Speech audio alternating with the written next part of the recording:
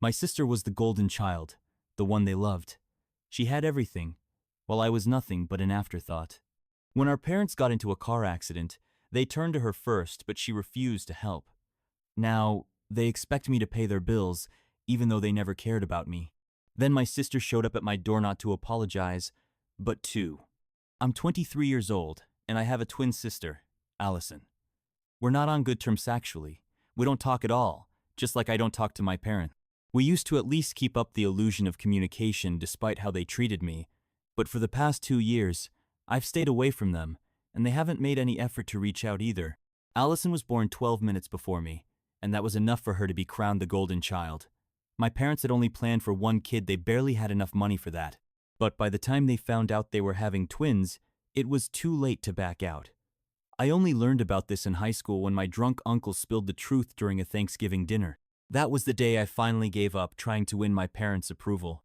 They did what some shitty parents would do in a situation like that, had 2 kids, but chose to love only one, and that kid wasn't me.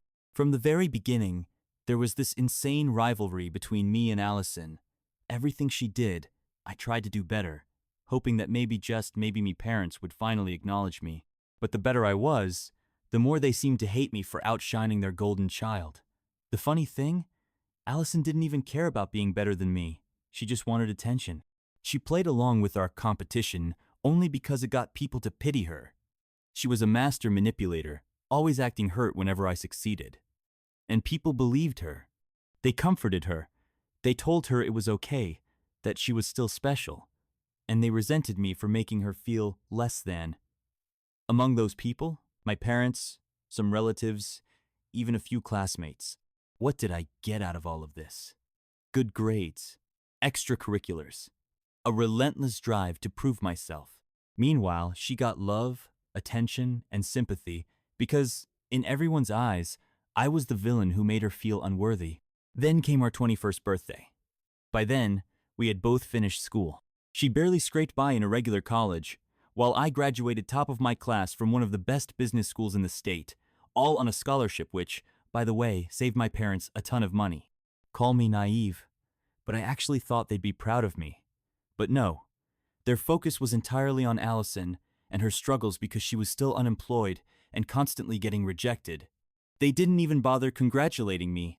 I wasn't surprised, but damn, I was disappointed. I bit my tongue because, at the time, I still lived with them. I hadn't saved up enough to move out yet. But after our 21st birthday, that was the final straw. I expected them to plan something nice for both of us. Instead, the night before our birthday, I found myself alone at home. The only thing they left behind was a note saying they had gone to the beach with Allison and her friends and would be back in a few days. That's it. No birthday wishes, no celebration, just a $50 gift card and a scribbled out, "Happy birthday." I'd put up with a lot growing up, but this? This was a new low. It was so fucking cruel that I made my decision that very night I was leaving. Luckily, I had friends who were willing to let me crash with them until I got my own place. It wasn't going to take long since the company I interned at was likely going to hire me full-time soon. I packed my bags and walked out without saying a word to my family. And you know what? They didn't even ask me to stay. The only call I got from my parents was the day after my birthday after I'd already left. But it wasn't to wish me a happy birthday. No. They just wanted to let me know they'd be home soon and that I should call a plumber to fix the sink. I told them I didn't live there anymore.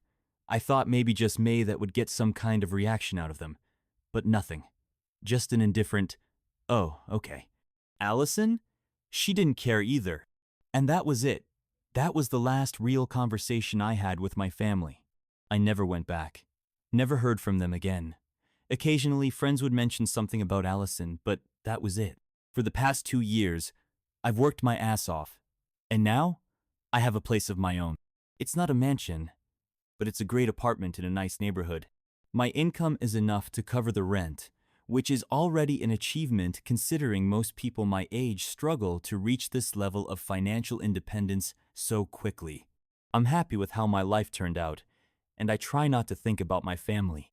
I know that Allison got married a couple of months ago to some businessman nearly a decade older than her, and now she's living it up in California. And then, 2 days ago, I got a call from my uncle. He told me I needed to come see my parents immediately because they had been in a serious car accident and wanted to see me. Of course, I rushed to the hospital. I may not love them, but I'm not heartless. When I arrived, I found out they had already been there for days. A truck had hit their car. They survived, but their injuries were severe, and, unsurprisingly, they didn't have health insurance. My father had always believed that as long as we took care of our health, we wouldn't need hospitals. Honestly, one of the dumbest beliefs I've ever heard. Apparently, my parents had reached out to Allison first, but she refused to help. She didn't want to ask her rich husband for money so soon after the wedding, wouldn't want to look like a gold digger. After all, she also refused to fly back to see them because she couldn't just leave her home and the 2 kids she was now taking care of.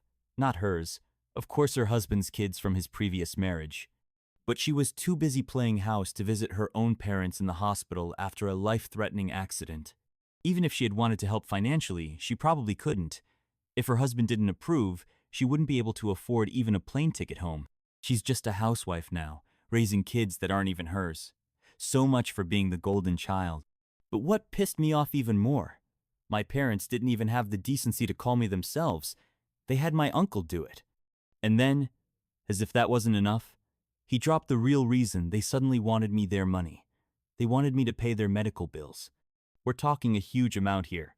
Even if I covered it, it would take me a long time to recover financially. And honestly, I don't want to do it. Not for them.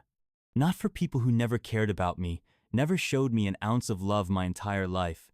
They have other relatives who could help, and even if I refuse, someone else will step in eventually. But of course, for my parents, asking other family members for money would be too humiliating. They'd actually have to pay them back, and probably much faster than they would ever bother paying me. That's the only reason they came to me first. They even promised I'd get my money back quickly. Sure. So now I'm stuck in this dilemma. Do I humiliate my parents by refusing to pay and focus on taking care of myself? Or do I sacrifice my own financial stability to bail them out and then wait probably forever for them to pay me back? If I'm being completely honest, I don't want to help them. We haven't spoken in 2 years, and they were shitty to me my whole life. At this point, they're practically strangers. But if I refuse, does that make me just as bad as Allison? Am I a terrible person for not wanting to help my own parents after such a horrible accident? Update. I decided not to help my parents. It was a hard decision, but deep down, I knew their bills would get paid one way or another. They weren't going to be left to die in the hospital. They only asked me for help because they didn't want to turn to anyone else. Too much pride, too much ego. I haven't told them yet. Because, well, how do you even say that? How do you tell your own family that you're choosing not to help them after something like this? It's been almost 5 days since I last saw them, and after reading people's comments, I realized something. I'm still competing with Allison. She refused to help, and part of me felt like I had to, just to prove that I was the better daughter or something. No matter how much I try to shake it, that rivalry is burned into me. It's just part of who I am now. A lot of people pointed out how stupid it was for my parents to go without health insurance. And yeah, I completely agree. If I had still been part of their lives, I would have forced them to get one. Hell, my dad didn't even have car insurance because he thought he was such a great driver. They got lucky the truck driver was at fault. Otherwise, they'd be drowning in car repair costs on top of everything else. As for their financial situation, since people have been asking, I'd say my parents are fine, financially speaking. They're not rich, but they're definitely not poor. My dad is the head of sales at a company, and my mom works in HR at a smaller firm. Their combined income is enough for them to live comfortably, especially now that they no longer have to support me or Allison. Growing up, we never struggled financially, though we couldn't afford luxury either. So I can't wrap my head around why they can't just pay their own damn bills. If they're capable of borrowing money and promising to pay it back, then why not just cover the expenses themselves? They never explain that to me, and I doubt I'll ever get an answer. Update number 2. I finally told my parents that I wouldn't be paying their bills. They had been calling me nonstop all week, and yesterday, I realized I couldn't just keep ignoring them until they got discharged from the hospital. So I finally picked up. I told them I'd thought about it and didn't see why I should help them. As expected, they didn't take it well. My mom completely lost it. She screamed at me as loud as her broken ribs would allow, calling me ungrateful and worse. My dad, on the other hand, just coldly said, "You're no longer our daughter," before hanging up. Strangely, it didn't hurt as much as I thought it would. Because, honestly, I stopped being their daughter a long time ago. I can't even remember the last time I felt loved by them. They ignored me for 2 years. They didn't reach out, didn't ask about my life, all because I moved out after they abandoned me on my birthday. So really, I never had parents to begin with. I'll just keep living as I have been for the past 2 years, maybe even longer. Their words don't affect me the way they thought they would. Unfortunately, my uncle decided to step in after that call. He rang me up to berate me again, but I barely let him get a sentence out before hanging up. Let them think what they want. I don't care anymore. A while later, he texted me, telling me my parents had finally decided to ask other relatives for help. Apparently, they planned to use what was left of the wedding fund they had set aside for me and Allison. Except surprise there wasn't much left. They had already blown more than half of it on Allison's wedding and then spent the rest on a trip to Europe. That's why they had no savings left. That's why they needed my money. Well, mystery solved. I know my uncle told me all this in hopes of making me feel guilty. But honestly, all I felt was relief that I hadn't wasted my hard-earned money on them. They spent recklessly, and that's not my fault. They didn't get insurance because of their own delusional beliefs, and that's not my fault either. Now, they can borrow from their relatives or figure something else out, but they won't be getting a single cent from me. Update number 3. Something weird happened today, and I need to talk about it. I can't bring this up with my friends. Most of the people I hang out with now have only known me for a short time, and I don't want to open up about my family history. So, the internet is all I have for this. It's been nearly 2 weeks since my last conversation with my parents. And then, a few hours ago around sunset, Allison showed up at my place. I was shocked. First of all, I had no idea she even knew where I lived. Apparently, one of our old high school friends had mentioned my general neighborhood, and she did some digging to find my exact address. She really went out of her way to find me. But what surprised me even more, she looked different. Not just physically though, yeah, her whole appearance had changed. She carried herself differently, more refined, more polished. It was jarring because Allison always spoke and acted like she was still in high school. But now she spoke with this deliberate elegance, her tone softer, more mature. Her style had changed, to classier clothes, expensive jewelry, perfectly applied makeup. Honestly, it felt like I was talking to a completely different person. But her personality, that was still the same. I let her in, mostly out of curiosity. At first, it was just small talk, her small talk. She wasted no time bragging about her perfect life.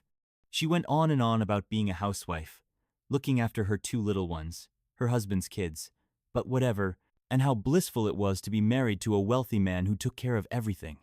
I listened, nodding politely while waiting for her to get to the point.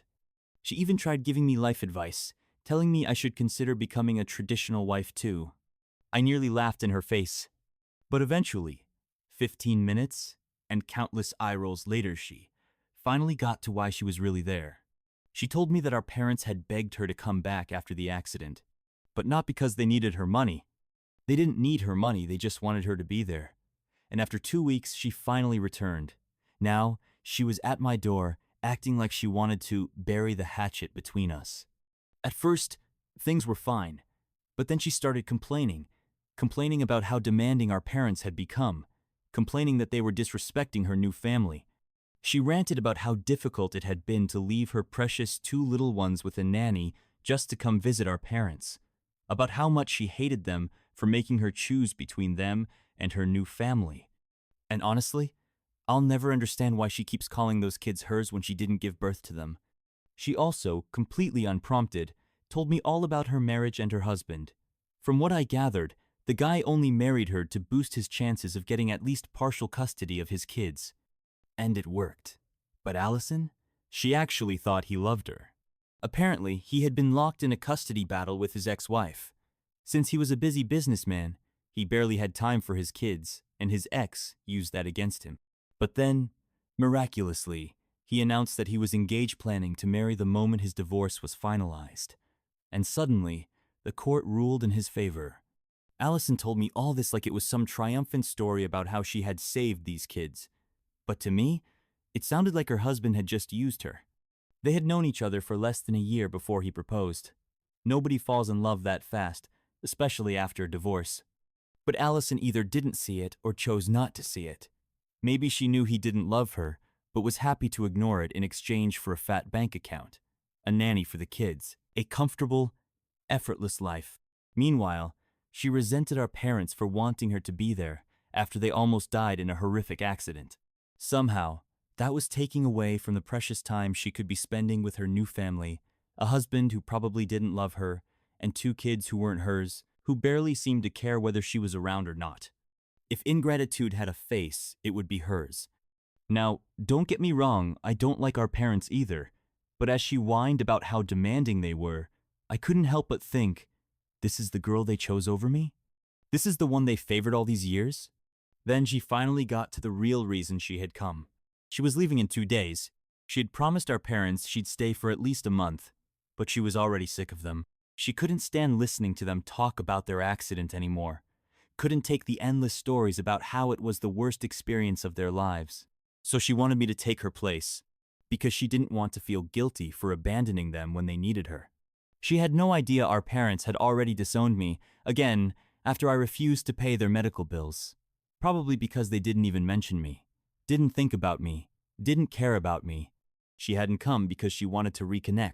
She came because she wanted sympathy. She wanted me to pity her for having to deal with our parents.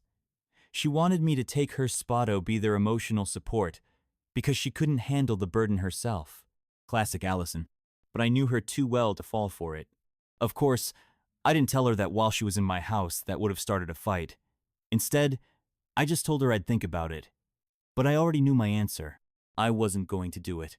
She left, telling me to stay in touch. But we both knew she didn't mean that. And honestly, I was relieved to see her go. Not just because she was a selfish, manipulative person. Not just because she was an exhausting conversationalist. But because her life, this perfect life, she wouldn't shut up about seemed so miserable. Her entire existence revolved around parties, babysitting kids who weren't hers, and a husband who was clearly using her. And yet, she acted like she had everything, like she had won. But to me, her life looked tragic.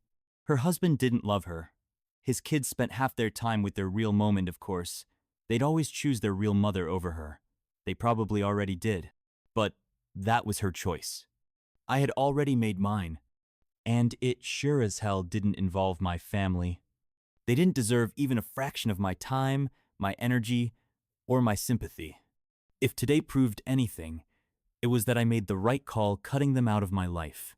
They were selfish, they were cruel, and they would never change. Especially Allison. At least now, I had officially severed all ties, and thankfully, they wouldn't be able to contact me anytime soon. I blocked Allison the moment she left. My parents and the rest of my family? They had been blocked days ago. For the first time in weeks, I could finally breathe. And I prayed that they would never try to reach out again, because I was so much better off without them. Thank you for your attention. Subscribe, leave a like, and have a great day.